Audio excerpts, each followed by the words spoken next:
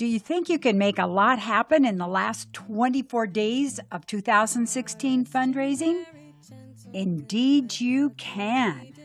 And today we're going to tell you what Dickens did for fabulous fundraising. In fact, we're calling this daily tip, Tell It Like Dickens. We all love fundraising or we wouldn't be here. The power of purpose and the passion that led us here is real. And we have some great tips today, a wonderful story from Sophie, and I'm sure a lot of you belong or go to their website. You need to if you're not. And this is from their Celebrating the Best Fundraising Campaigns blog. Today, Charles Dickens becomes the ghost of Christmas present, coming back from beyond to remind us of the importance of the passion and the power of fundraising. The heart and soul of Charles Dickens. Although originally not intended as such, this is an excellent piece of advice for fundraisers everywhere. This final novel by Charles Dickens. Charles Dickens, in keeping with his satirical pen, in the same book, our mutual friend, called fundraisers or referred to them as corporate beggars. But we know that Charles Dickens had the passion and the power of fundraising in his heart and soul. Well, Charles Dickens was a pretty effective fundraiser. Surviving evidence shows us that. He helped raise money for his chosen cause, and that was the Hospital for Sick Children. And he certainly can teach us a thing or two about how to raise money for your passion.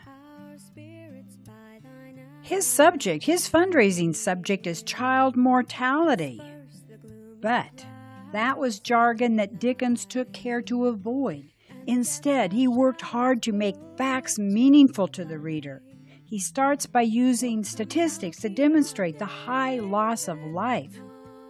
For every 100 children born, only 65 were alive after 8 years. And then Dickens tells them again. He goes on to share an even more devastating piece of information. Think of it. Of all the coffins that are made in London, 1 in every 3 is made for a small child. A child that has not yet 2 figures to its age. He tells them and tells them again. So how does Dickens do it? How did he make such a difference? He spoke with a great belief and passion. And he made his audience realize they were in a position to give. They could make a change. They would be the heroes. Dickens went on to talk about a little boy he met once, and he said there he lay in an old aid box which the mother had begged for, and the little boy, he had a little wasted face and his little hot, warm hands folded over his breast and his little bright attentive eyes. He says, I can see him now. And I say to myself, why in the name of a gracious God should such things be? But ladies and gentlemen, such things need not be and will not be if this company, which is a drop of the lifeblood of a great compassionate public heart, will only accept the means of rescue and prevention which it is mine to offer. Tip number 3, a compelling call to action. And Dickens' compelling call to action led to over £3,000 being raised that night alone. So, my fundraising friends, tell it like Dickens. You got 24 days left of inspired fundraising. And go to the Sophie site and read this 11 days of great inspirational fundraising examples.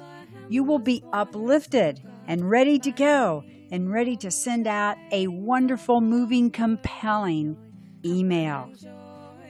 Thanks so much for having been here today. I'm Joy Olson of Blockbuster Fundraising. This is our daily tips to the countdown of 2016 fundraising. 24 days left. And today we've learned how to send emails with heart and soul. Tell it like Dickens. Thank you for having been here. Look forward to seeing you again tomorrow. Happy fundraising.